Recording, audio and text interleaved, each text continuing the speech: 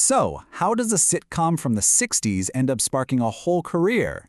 And how does someone who just loves old-school print media manage to thrive in the age of AI? Well, today we're breaking down the key lessons from marketing director Terri Gibson's pretty incredible journey. So yeah, let's dive right into her playbook. And it all starts right here. I mean, not in some stuffy business class or a college lecture, but with a TV show. Seriously, it's this super charming origin story about a passion that was just so clear, so strong, it took root when she was only 7 years old. Get this, she's watching Darren Stevens on Bewitched, creating jingles and slogans, and she just knew. It's a great reminder that inspiration can pop up literally anywhere. Okay, so first up, let's talk about this foundational idea. For Terri, being a marketer wasn't something she just stumbled into.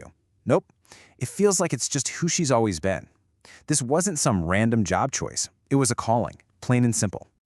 I mean, look at this timeline. It just shows this incredible, unwavering focus.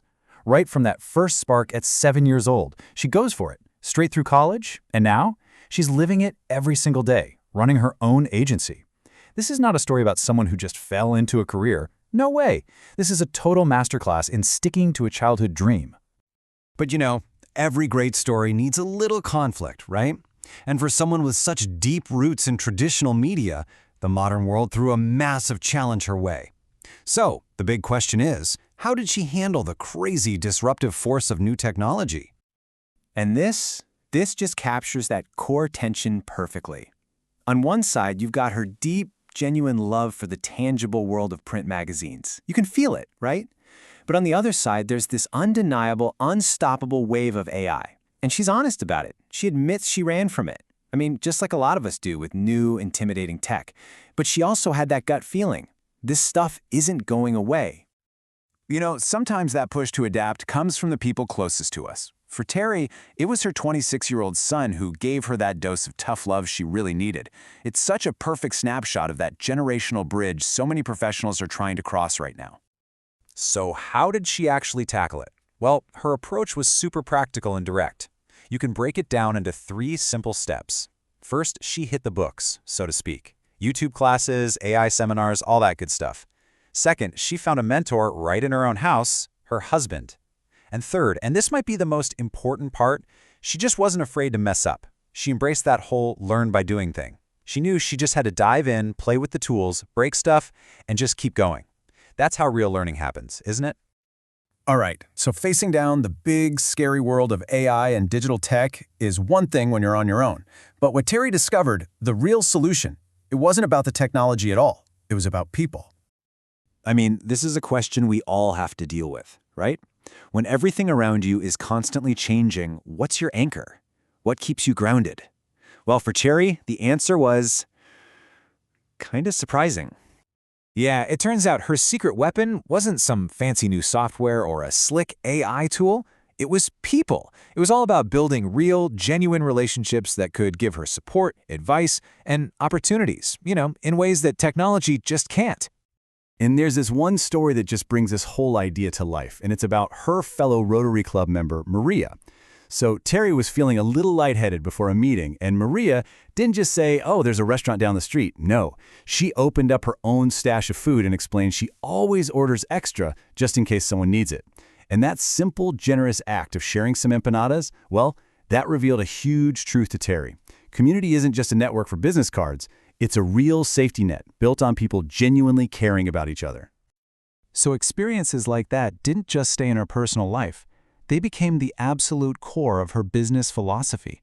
Her whole strategy is built on one simple idea: service. So what's with the number 2?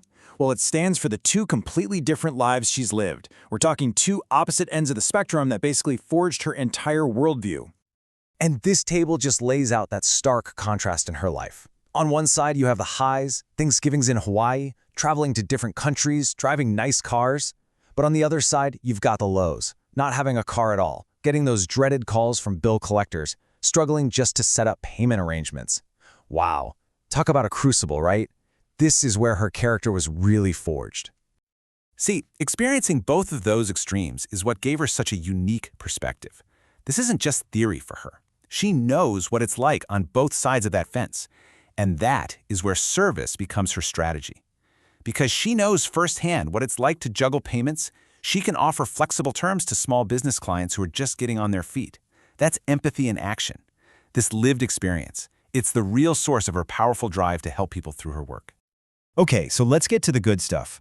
In this final section, we're going to boil all this experience down into some real actionable advice for anyone out there on their own entrepreneurial journey. She lays out a really clear 3-part framework. Number 1, find your passion. You have to do what's really in your heart, not just what makes money if you want to last. Number 2, be adaptable. You got to keep reinventing yourself and learning new things. And number 3, embrace help. She learned the hard way, you can't be Superwoman. You have to bring in people who are better than you at certain things. And hey, that's not weakness. That is smart leadership. And this right here, this might just be her most powerful piece of advice, and it's drawn from a favorite Bible scripture. It's not enough to just have a dream. You have to be able to articulate it. So why is writing it down so critical? Well, because, as she puts it, a vision that you don't write down is just a shot in the air. It has no direction, no target.